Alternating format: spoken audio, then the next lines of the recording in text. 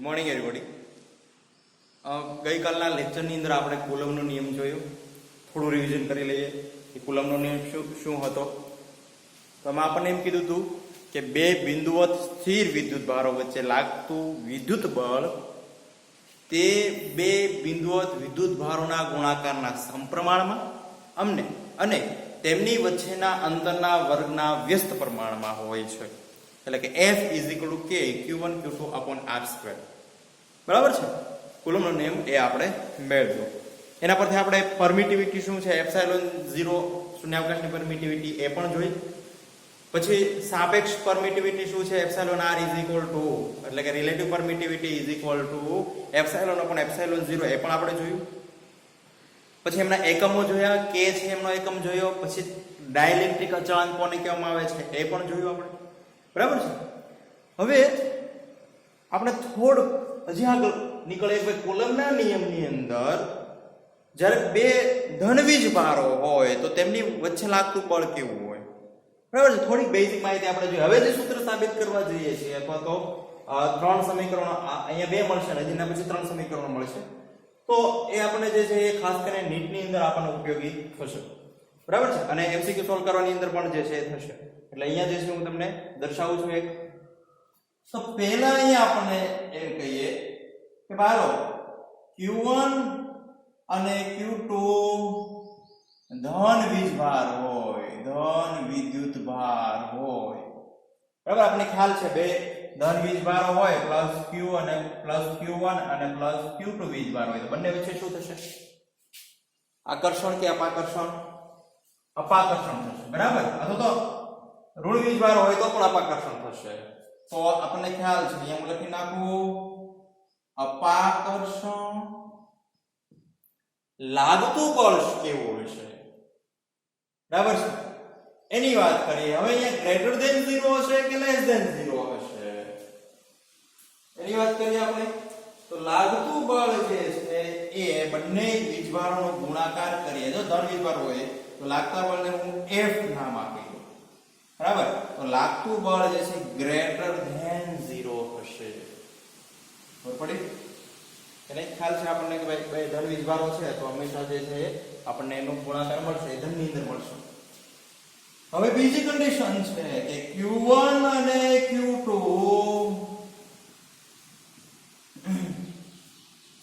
ઋણ વીજભાર હોય. સોરી, Q1 અને Q2 ધન અને ઋણ વીજભાર હોય. એટલે કે વિજાતીય. Q1 અને Q2 ધન અને ઋણ વીજભાર હોય.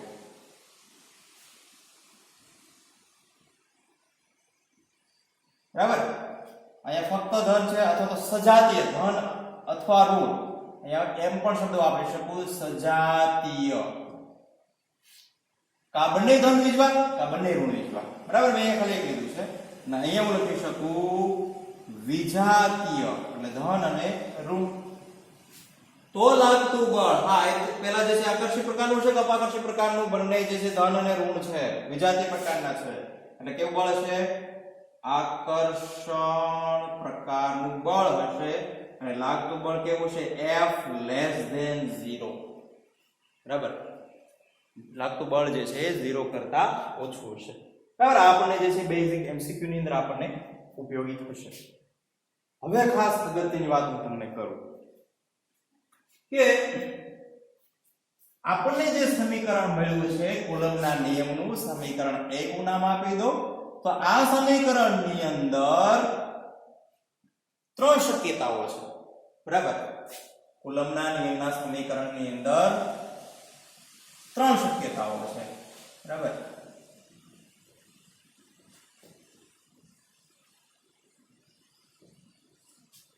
ત્રણ શક્યતાઓ.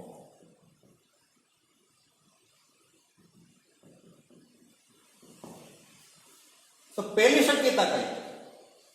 તો પહેલી શક્યતા એ છે કે R અચળ અથવા તો સમાન રાખવામાં આવે. બરાબર. બે વીજભારો છે Q + Q અને -Q. તો આ બંને વચ્ચેનું અંતર R કેવું હોય છે? સમાન. બરાબર. એક સરખું રાખવામાં આવે. બાકી બધી ભૌતિક રાશિ ભલે બદલાવ્યા કરો તમે, કે બદલાવી નાખો, પછી Q1 Q2 બદલાવી નાખો, ખ્યાલ આવે છે? R સમાન રાખવામાં આવે તો આપણને નવી ભૌતિક રાશિ શું મળે અથવા તો લાગતું બળ શું મળે એ આપણે જે છે એ મેળવીએ. તો આ તો જે છે એ શું છે આપણી પાસે સપ્રમાણતા અચળાંક છે. હવે સપ્રમાણતા અચળાંકને મારે જે છે સાપેક્ષ પરમિટિવિટીના સંદર્ભમાં મારે લખવું હોય તો શું તો આપણી પાસે લાગતું બળ સાપેક્ષ પરમિટિવિટી ઇઝ ઇક્વલ ટુ અહીંયા 1 k થઈ જતું હતું ને, બરાબર? તો હું સાપેક્ષ પરમિટિવિટીના સંદર્ભમાં લખું તો શું થાય? મને નવું મળે, મને સોરી અહીંયા ઓળખી નાખવાનું સમીકરણ F is equal two 1 k Q1 Q2 upon R square. બરાબર? પેલી કન્ડિશન જ લેવાની છે, પણ અહીંયા હું જે છે જ્યાં અહીંયા લખી નાખું જ્યાં k is equal to dielectric અચળાંક. ખબર પડી કે નહીં? બરાબર? અહીંયા આ k જે છે કુલમ અચળાંક હતો, આ k અને આ k બંને અલગ છે, બરાબર? આ કે ડાઇલેક્ટ્રિક અચળાંક છે, આ કુલમ અચળાંક છે. હવે અહીંયા મેં જે છે આ સમીકરણને કુલમ અચળાંક સોરી ડાઇલેક્ટ્રિક અચળાંકના સંદર્ભમાં કન્વર્ટ કરી નાખ્યું છે. હવે શું છે મારી પાસે? પહેલી કન્ડિશન R સમાન અથવા તો બે વીજભારો વચ્ચેનું અંતર સમાન રાખવામાં આવે. બે વિદ્યુત ભારો વચ્ચેનું અંતર આ સમાન હોય તો શું મળે મને? બરાબર? એટલે કે જો આ ડાઇલેક્ટ્રિક હવે શું કીધું? અંતર દાખલા તરીકે બંને વીજભાર વચ્ચેનું અંતર હું 50 સેન્ટીમીટર લઈ લઉં, બરાબર? તો એને એ 50 સેન્ટીમીટર અંતર આ બે વીજભારો છે, ધારી લો નાના નાના વીજભારો છે. આને ઘડીક જઈશું વાયુની સોરી પ્રવાહીમાં મૂકું, પછી એમાંથી લઈ અને હું કેરોસીનમાં મૂકું, પછી એમાંથી લઈને હું પાણીમાં મૂકું, બરાબર? તો અંતર સરખું છે. તો જો ડાઇલેક્ટ્રિક માધ્યમ બદલતું જાય છે તો બળમાં ફેરફાર થશે કે નહીં? તો આ k જે છે હું બદલતી રાશિ છે એટલે આની સાથે ગુણી નાખું તો મને નવું સમીકરણ મળે F k is equal to Q1 Q2 upon R square. જે R સમાન છે, આ Q1 Q2 સમાન વીજભારો લઈ લે, 5 કુલમ ને 10 કુલમ વીજભાર લઈ લઈએ, બરાબર? છેક લગન ત્રણ કન્ડિશનમાં એક જ સરખા કુલમનો વીજભારો આપણે વાપરીએ, બરાબર? તો આ સરખી ભૌતિક રાશિ થઈ ગઈ. હવે અહીંયા તો આપણને આ બરાબર શું મળે છે? અચળ મળે છે, બરાબર? તેથી લખી શકાય F k is equal કારણ કે Q1 ને Q2 પણ સરખા છે અને R પણ સરખું છે એટલે આખી ભૌતિક રાશિ શું મળે મને? અચળ મળે. લખી શકાય અચળ. હવે આપણે અલગ અલગ માધ્યમની અંદર મૂકીએ ત્યારે આપણને શું મળે? અલગ અલગ ડાઇલેક્ટ્રિક માધ્યમમાં ત્યારે મળતું બળ F1 છે અને ડાઇલેક્ટ્રિક માધ્યમ K1 છે ઇઝ ઇક્વલ ટુ પણ આપણને અચળ જ મળવાનું છે. બીજી ભૌતિક રાશિ F2 K2 એટલે કે ભાઈ બીજા K2 ડાઇલેક્ટ્રિક માધ્યમને મૂકીએ ત્યારે પણ જે છે આપણને લાગતું બળ અલગ હશે એ પણ અચળ જ મળે, બરાબર? આ ભૌતિક રાશિ અચળ જ મળવાની છે આપણને. જો બંને સમીકરણ અચળ ઇઝ ઇક્વલ ટુ મેળવતા આપણે લખી શકો તેથી F1 K1 is equal to F2 K2, બરાબર છે? ખાસ અગત્યનું સમીકરણ જીમેનની અંદર ઉપયોગી થશે. ખબર પડી? પહેલું જે છે આ તમને ક્યાંય આપણે ટેક્સ્ટ બુક ની અંદર નહીં આપેલું હોય પણ તમને ઉપયોગી થાય એટલા માટે મેં તમને દર્શાવ્યું છે. બીજું જોઈએ, બીજું આપણને શું કન્ડિશન લઈ શકાય? તો બીજી કન્ડિશન આપણી પાસે છે લાગતું બળ અચળ ધારી લઈએ આપણે, બરાબર? બીજી કન્ડિશન છે બળ સમાન હોય. આ બંને વીજભારો વચ્ચે લાગતું બળ F સમાન હોય 10 ન્યૂટન લઈ લઈએ આપણે, બરાબર? તો બદલાતી ભૌતિક રાશિ કઈ થશે? k. કારણ કે k ની અંદર આપણે અલગ અલગ માધ્યમની અંદર મૂકી શકાય ને, પ્રવાહી પણ લઈ શકાય, વચ્ચે પ્લાસ્ટિક પણ લઈ શકાય. તો બદલાતી ભૌતિક રાશિ આ k ને બીજું r પણ થયું, બરાબર? એટલે r અને એક k. આ f ને નીચે લઈ લો તો આ નવું સમીકરણ મને મળે, બરાબર? અને અહીંયા લઈ લો k kr square is equal to q1 into q2 upon f. ખબર પડી કે નહીં શું કર્યું છે મેં? જે અચળ ભૌતિક રાશિ છે, જે સમાન છે, જો એ સમાન બળ છે તો એને મેં છેદમાં લઈ લીધું, કારણ કે q1 q2 તો સરખા જ છે, 5 ન્યૂટન સોરી 5 કુલમ ને 10 કુલમ, બરાબર. અને લાગતું બળ પણ સરખું છે, શું છે? 5 ન્યૂટન મેં લઈ લીધું, પેલા લગભગ 10 ન્યૂટન કીધું છે, તો આ પણ જે છે હું 5 કે 10 ન્યૂટન લઈ લો તો આ પણ સરખું છે. આ બંનેનો સાદુરૂપ આપ્યો તો મને કઈ ભૌતિક રાશિ મળવાની? અચળ જ મળવાની, સરખી જ મળવાની, બરાબર. તો મને આ બરાબર શું મળે? kr square is equal to, હાલો અલગ અલગ માધ્યમની અંદર મૂકીએ તો k1 r1 સ્ક્વેર સોરી ચલો હું સરખું લખી નાખું તો શું મને મળશે? kr square is equal two અચળ અલગ અલગ માધ્યમની અંદર મૂકીએ k1 r1 square is equal two k2 r2 r2 square. ખબર પડી કે નહીં? બરાબર. તો એક આ સમીકરણ જો આની જેમ પણ લખી શકાય. અચળ અચળ મેં દર્શાવ્યું નથી અલગ અલગ, કારણ કે f1 k1 is equal two અચળ, f2 k2 is equal two અચળ, પણ આમાં કરી છે k1 r1 square is equal two અચળ, k2 r square is equal two અચળ, બંને સરખાવી દીધું તો એને આવી ગયું પાછું, એટલે આ સમીકરણ આપણને તો કેનું મળે છે? ખબર પડી કે નહીં? ત્રીજી કન્ડિશન શું છે? ત્રીજી કન્ડિશન કે બાકી રહી ગયું, ડાયલેક્ટ્રિક મીડિયમ અચળ રાખવાનું. જો આપણે કોણ કોણ અચળ લીધું? પહેલા જે છે અંતર r અચળ લીધું, પછી આપણે જે છે બળ અચળ લીધું, અને હવે કે ભાઈ હાલો બંનેને પાણીની અંદર મૂકેલા છે તો પાણીની અંદર જ તે રાખવાના છે. પછી ભલે તમે એની અંદર રહેલું અંતર ચેન્જ કરો કે લાગતું બળ ચેન્જ કરો, બરાબર.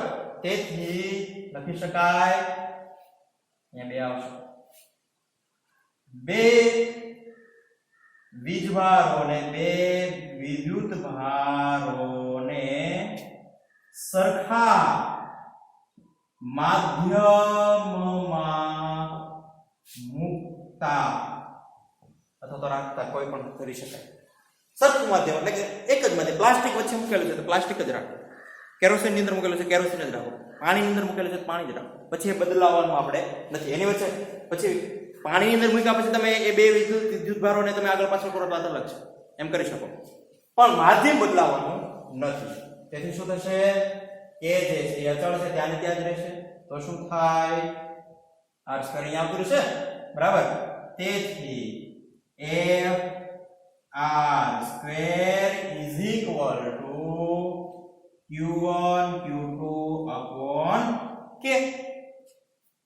ખબર પડી? કારણ કે q1 q2 તો 5 કુલમ 10 કુલમ છે, k અચળ છે એટલે આખું પદ આપણને અચળ મળે. તેથી શું થાય? f r square is equal two અચળ. ખબર પડી? તેથી હજી એક લખી શકાય આગળ, f1 r1 square is equal two f2 r2 square. બંને સમીકરણ મળે, એક કોઈ પણ એક યાદ રાખો છે, બરાબર. તો દર્શાવી શકું અહીંયા આપણને સમીકરણ 1 સોરી સમીકરણ 1 લખેલું છે આપણે, અને a કહી દો સ્મોલ a, આને કહી દો b, અને આને કહી દો c. આ ત્રણેય સમીકરણો આપણે યાદ રાખવાના છે. યાદ રાખવા માટે તમને બહુ બેઝિક રીત, તમને હાવ બહુ ઈઝી વાત છે, તમને કહી દઉં શું કરવાનું છે. આ ખ્યાલ આવી ગયો? જો શું શું કર્યું આપણે આ સૂત્રની અંદર, અથવા તો આ સૂત્રની અંદર શું શું કર્યું આપણે? પહેલા જે છે એ અંતર અચળ રાખ્યું, પછી જે છે એ બળ અચળ રાખ્યું, પછી જે છે એ ડાઇલેક્ટ્રિક માધ્યમ અચળ રાખ્યું, બરાબર. ઘણી વખત યાદ ન રહે તો એની માટેની તમને એક ટ્રીક કહું, બહુ ઈઝી છે. ખાલી એક વર્તુળ સામાન્ય યાદ રાખવાનું છે તમારે, બરાબર. f k અને r સ્ક્વેર, બરાબર. આને હું ક્લોકવાઇઝ લઈ લઉં,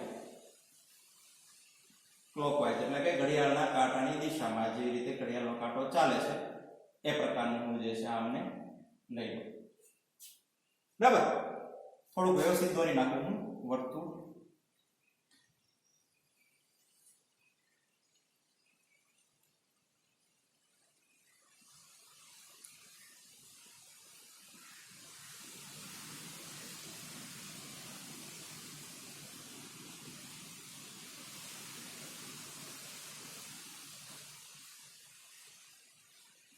અહીંયા હું લઈ લઉં છું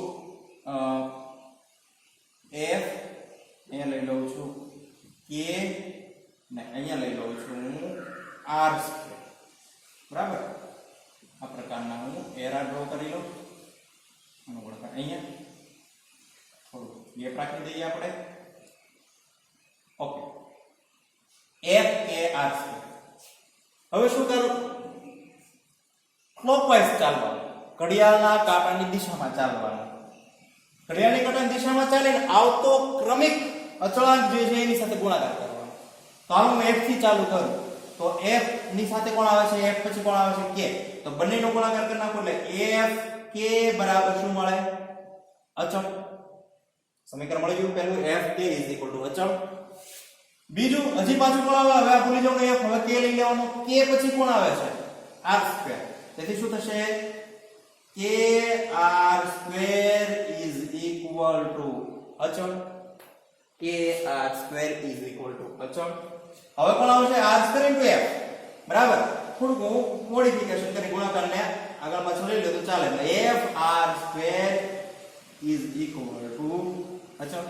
રહી ગયા ત્રણ સમીકરણ, f k r સ્ક્વેર. ખાલી યાદ રાખવાનું, f k r square, f ગુણ્યા k, k ગુણ્યા r સ્ક્વેર ગુણ્યા પાછું f. ખબર પડી કે નહીં? બરાબર, રોટેશન ની અંદર ચાલવાનું એટલે તમને જે સમીકરણ યાદ રહી છે. બરાબર, કારણ કે આવા સમીકરણનો ઉપયોગ આપણે જે છે જ્યારે વિદ્યુત ભારને અલગ અલગ માધ્યમની અંદર મૂકશું ત્યારે ખાસ કરીને એનો ઉપયોગ કરવાનો આપણે થશે. એક બીજું ખાસ અગત્યનું સમીકરણ તમને એમ થશે આ કેમ અલગ અલગ સમીકરણો આપવા મળ્યા છે. બરાબર, પણ તમને સાથે સાથે એ પણ જણાવી દઉં કે આપણે નીટનો ટોપિક પણ સાથે સાથે લઈએ છીએ. બરાબર, અત્યારે તમે ઘરે છો એટલે આપણે એવી રીતે અલગથી નહીં લઈ શકીએ, પણ કારણ કે તમે જે છે એ અલગ અલગ ક્વેરી લઈને આવતા હોય તો એવી રીતે સોલ્યુશન ન થાય, તો હું તમને અહીંયા જે છે એ બધા જ ફોર્મ્યુલા લખાવી દઉં અને એ પ્રમાણે તમે જે છે સોલ્યુશન કરજો. હવે અંતર ઘણી વખત, કારણ કે હવે શું કીધું જો આ બે બિંદુ વીજભારો છે તો આમની વચ્ચે કંઈક ડાઇલેક્ટ્રિક, આમની કંઈક જાડાઈ t હશે. ડાઇલેક્ટ્રિક અચળાંક k તો છે, તો પ્લાસ્ટિક મૂકવું છે તો પ્લાસ્ટિકનો ડાઇલેક્ટ્રિક અચળાંક કંઈક હશે અને એમની જાડાઈ પણ અલગ અલગ. જો જાડાઈનું માધ્યમ મૂકીએ તો પણ બે બિંદુ વીજભારો વચ્ચે લાગતું બળ અલગ અલગ હશે. કારણ કે હું આ બે બિંદુ વીજભારો છે, આ બે બિંદુ વીજભારો છે, આમની વચ્ચે હું કંઈક પ્લાસ્ટિક નું માધ્યમ મૂકી દઉં તો હું પતલું પ્લાસ્ટિક પણ મૂકી શકું, જાડું પ્લાસ્ટિક પણ મૂકી શકું. બરાબર, પ્લાસ્ટિકને ગોળ ગોળ વીંટાળીને એ માધ્યમ એ આખું બંચ પણ વચ્ચે મૂકી શકું. ખ્યાલ આવે કે નહીં? તો લાગતા બે બિંદુ વીજભાર વચ્ચે લાગતું બળ અલગ અલગ થશે, ફેરફાર થશે. તો અહીંયા આપણને જ્યારે t જાડાઈનું ડાઇલેક્ટ્રિક માધ્યમ મૂકવામાં આવે બે બિંદુ વિદ્યુતભારો વચ્ચે તો લાગતું બળ કેવું હશે એના માટેનું સીધું સમીકરણ તમને દર્શાવી દો. આપણે સાબિતીની જરૂર નથી, કારણ કે નીટની અંદર આપણને હંમેશા જે છે t જાડાઈ આપેલી છે આપણને કે ભાઈ બે બિંદુ વિદ્યુતભારો વચ્ચે 2 મિલીમીટર જાડાઈનું પ્લાસ્ટિકનું ડાઇલેક્ટ્રિક આટલો અચળાંક ધરાવતો ડાઇલેક્ટ્રિક પદાર્થ મૂકેલો છે તો બે બિંદુ વિદ્યુતભાર વચ્ચે લાગતું બળ મેળવો. તો આપણે ફક્ત ને ફક્ત સાદું સમીકરણ જ આપણે યુઝ કર્યો હોય, F k q1 q2 upon r square અથવા તો 1 upon k વાળો ડાઇલેક્ટ્રિક મીડિયમ વાળું સાદું સમીકરણ જ હોય, જાડાઈનો ઉલ્લેખ વાળું ન હોય. બરાબર, તો અત્યારે હું તમને એક સમીકરણ લખાવું છે, જાડાઈના ઉલ્લેખ વાળું સમીકરણ છે. તો અંતર r પહેલા લખી લો, અંતર બરાબર r minus t plus t into under root k. આ અંતર છે એટલે કે બંને વચ્ચેનું બે બિંદુઓ વિદ્યુતભારો વચ્ચેનું અંતર. બરાબર, જ્યાં r બે બિંદુ વિદ્યુતભારો વચ્ચેનું અંતર છે, t જે ડાઇલેક્ટ્રિક પદાર્થ લીધો છે એની જાડાઈ છે, થિકનેસ, પ્લસ t તો એની જાડાઈ છે into under route k. k જે છે એ ડાઇલેક્ટ્રિક અચળાંક છે. પ્લાસ્ટિક લીધું છે એનો પાણીની અંદર છે તો એનો ડાઇલેક્ટ્રિક અચળાંક અલગ અલગ હશે. તો આ સમીકરણ ક્યાં તમે મૂકશો? આપણી પાસે શું છે? કુલમ્બના નિયમનું સમીકરણ શું હતું? F is equal to k અથવા તો 1/4 pi epsilon 0 પણ ઘણી વખત યુઝ કરી શકાય. k q1 q2 upon r square. અંતર આપણી પાસે કેટલું છે? r minus t plus t into under root k all square. આ સ્ક્વેર કરવાનું ભૂલતા નહીં. ખાસ બરાબર, આ આખા સમીકરણની જે સાબિતી મળે છે અને એનો વર્ગ કરો, q1 q2 વીજભારો મૂકો તો આપણને જે છે લાગતું બળ મળશે. ખબર પડી કે નહીં? ખાસ અગત્યનું છે. હું તમને હમણાં એક્ઝામ્પલ આપીશ. તમને WhatsApp ની અંદર તમને હું હોમવર્ક આપું છું હમણાં, બરાબર? તો આ લેક્ચર ની અંદર આટલું જોઈએ આપણે. ખબર પડી? બરાબર. ખાસ તમે જે છે એ અટકાવી અને પાછા જે છે એ જે બોર્ડ વર્ક કર્યું છે લખજો. તમે હોમવર્ક મને આપો છો પણ ખાલી ફક્ત હું તમને પાછળ પ્રેક્ટિસ વર્ક માટે આપું છું એ જ કરો છો. આ તો તમે લખતા નથી. આની પણ અલગ નોટ બનાવો છો, બરાબર? અને આ વખતે આપણે નવું ચાલુ કરીએ કે ભાઈ એક્ઝામ્પલ જેટલા હાલે છે એની અલગ જ નોટ બનાવો તમે, બરાબર? અત્યાર સુધી આપણે એવું તમને જે છે એ તમારી રીતે તમે બનાવતા હતા વાત બરાબર છે, પણ હું ચેક નહોતો કરતો. હવે હું ચેક કરીશ, કારણ કે તો તમે જે છે થોડીક વધારે ગમે. હવે અહીંયા હું તમને જે છે એ એક્ઝામ્પલ લખાવતો હોઉં તો તમને અલગ અલગ રીતના લખાવતો હોય. તમારી ટેક્સ્ટ બુકની અંદર એક જ રીતનો હોય એક્ઝામ્પલ. તો તમે જ્યારે નોટ્સ બનાવશો તો એમની અંદર તમે બે રીત તમારી પાસે હશે. તો તમે જે છે એનો ઉપયોગ કરી અને એક્ઝામની અંદર તમે ફટાફટ રિવિઝન કરી શકો. એટલા માટે એક્ઝામ્પલની તમે જે છે અલગ નોટ બનાવવાની રહેશે, બરાબર? ખાસ સાંભળી લેજો. એક્ઝામ્પલ જે તમે ગણો છો એની હું તમને અહીંયા ગણાવું છું એમની અલગ નોટ બનાવવાની રહેશે. ઓકે, તો આજનો લેક્ચર આટલો રાખીએ. કોઈ ક્વેરી હોય તો ફોન કોલ દ્વારા સોલ્વ કરી શકો છો. અને હજી પણ જે છે તમે વિડીયો સ્કીપ કરીને જોવો છો તો તમે સારું એવું ભણવા માંગતા હો તો તમે જે છે આખો વિડીયો જુઓ. Okay, best reading. Have a good day. Thank you.